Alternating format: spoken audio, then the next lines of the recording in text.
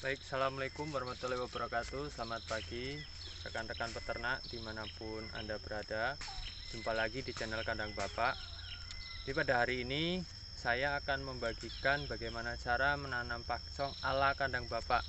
Nah, jadi bagaimana prosesnya, tahapannya, langkah-langkahnya, ikuti terus videonya sampai selesai.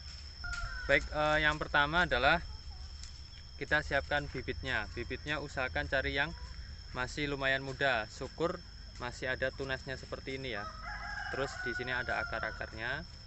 Yang pertama adalah kita siapkan bibitnya dulu. Ukurannya usahakan sekilan ya, sekilan. Nah, lalu setelah kita dapatkan bibitnya, langkah selanjutnya adalah kita menyiapkan lahan. Seperti apa cara menyiapkan lahannya? Ikuti terus videonya. Kita bersihkan lahan yang akan kita tanami dengan bibit pakcong. Jadi kita bersihkan rumput-rumput yang ada seperti ini. Nah, ini sudah bersih ya. Nah, setelah itu kita cangkul.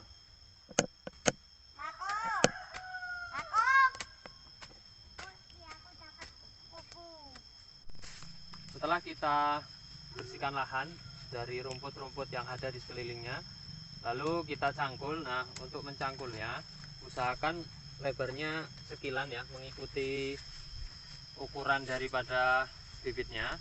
Lalu dalamnya kurang lebih berapa jari? 3 jari. Lalu lebarnya 5 jari seperti ini. Kenapa kita buat agak lebar, agak panjang dan lumayan ada 3 jari dalamnya? Karena agar nanti tunas yang tumbuh di setiap mata ros ini dia banyak ya. Jadi langsung saja kita praktekkan tanamnya.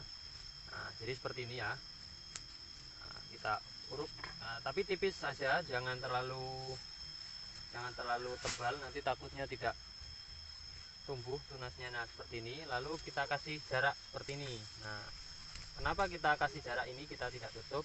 Tujuannya adalah ketika nanti dia sudah tunas, nah ruang ini atau celah ini kita gunakan untuk tempat memupuk. Jadi kalau kita pupuk pohe, kotoran hewan, kita masukkan di sini agar ketika hujan lebat dia tidak lari. Jadi ini sebagai penampungan pupuk.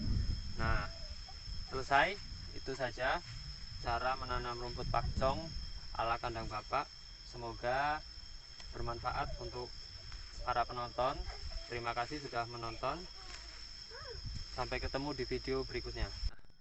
Ini dia contoh rumput pakcong yang sudah tumbuh dari satu jengkal batang yang kita tanam tadi. Nah, dia akan tumbuh seperti ini. Ini kurang perawatan karena sudah mau panen yang kedua. Yang panen pertama dia sangat bagus, hijau warnanya, ini agak kuning karena kurang pupuk. Nah, jadi dari satu jengkal dia bisa menghasilkan berapa ini? Ada 10-an tunas. Jadi menanam rumput pakcong sangat produktif ya. Kalau kita ingin mengejar jumlah panen atau produktivitas pakan kita, tanamlah rumput pakcong. Dari satu jengkal tadi dia akan menghasilkan segini banyaknya tunas. Jadi jangan takut, jangan ragu. Kandang Bapak sudah membuktikan, mempraktekkan. Silahkan bisa diaplikasikan ke peternakan-peternakan para penonton sekalian. Terima kasih sudah menonton channel ini. Sampai ketemu di video selanjutnya.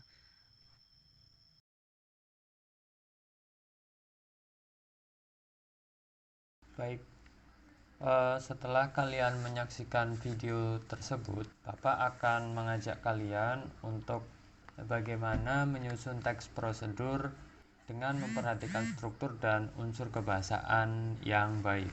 Bapak akan tampilkan langkah-langkah atau prosedur cara menanam rumput pakcong ala kandang Bapak. Nah, di sini ada tujuan, alat dan bahan, langkah-langkah, penutup. Jadi ada 5 ya strukturnya, dan juga penggunaan bahasanya juga sudah Bapak cantumkan di sini. Nah, setelah melihat tayangan video tadi, Bapak harap kalian mampu menyusun teks prosedur. Untuk putra, Bapak buatkan masalah, yaitu berupa pertanyaan bagaimana cara membuat bibit padi untuk ditanam. Ya, jadi bagaimana cara membuat tunas padi untuk ditanam. Untuk yang putra, untuk yang putri, bagaimana cara membuat nasi goreng. Terserah nasi gorengnya ala kalian sendiri atau nasi goreng apa gitu, dikasih nama sendiri. Jadi yang putra adalah menjawab pertanyaan bagaimana cara membuat padi untuk ditanam, tunasnya itu. Lalu yang putri adalah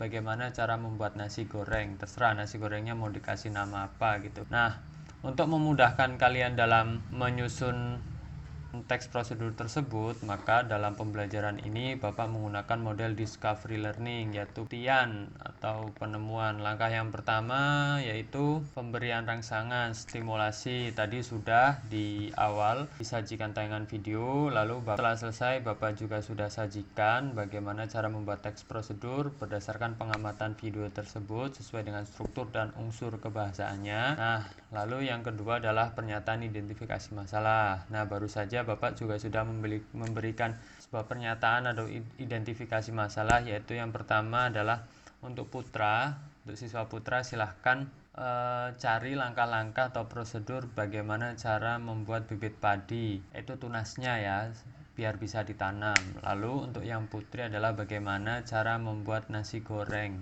Lalu tahap yang ketiga itu pengumpulan data.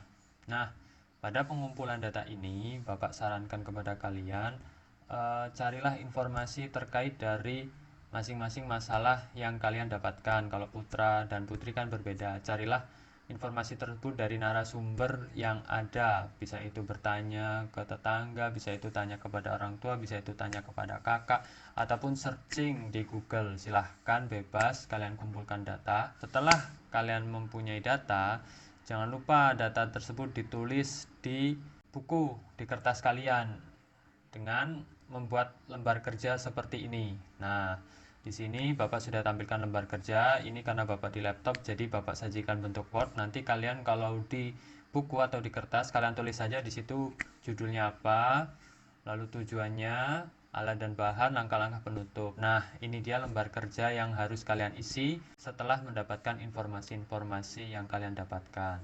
Ini lembar kerja ini membantu kalian dalam menyusun teks prosedur. Nanti kalian salin di buku. Setelah itu kalian tuangkan informasi-informasi yang kalian dapatkan sesuai dengan judulnya apa, tujuannya apa, alat dan bahannya apa, langkah-langkah dan penutupnya.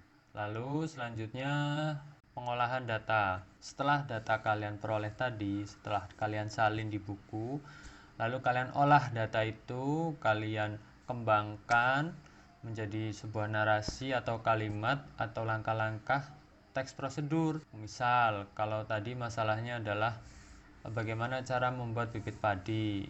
Nah, berarti judulnya apa? Lalu tujuannya apa membuat bibit padi itu? Atau bagaimana cara membuat bibit padi yang baik itu tujuannya untuk apa? Lalu alat dan bahannya apa saja? Kalian tulis. Lalu langkah-langkahnya kalian sebutkan secara kronologis tentunya ya, dari awal sampai akhir. Nah, penutupnya kalian buat setelah melewati tahap-tahap itu, apa yang terjadi. Ya, bisa saja kan mendapatkan hasil yang maksimal, yang diharapkan sesuai. Nah, itu adalah bagian dari pengolahan data. Kalian tulis dulu di kertas, kemudian link atau password Google Classroom. Nah, setelah kalian klik link tersebut, nanti kalian masuk di dalamnya, kemudian kalian tulis teks prosedur itu ke dalam kolom yang disediakan. Jadi setelah kalian tulis di kertas, langkah selanjutnya adalah kalian tuangkan ke dalam kolom yang ada di Google Classroom. Jadi ada bukti fisiknya berupa tulisan kalian, catatan kalian, dan bukti digital. Bukti digitalnya itu di Google Classroom untuk memudahkan Bapak dalam mengkoreksi.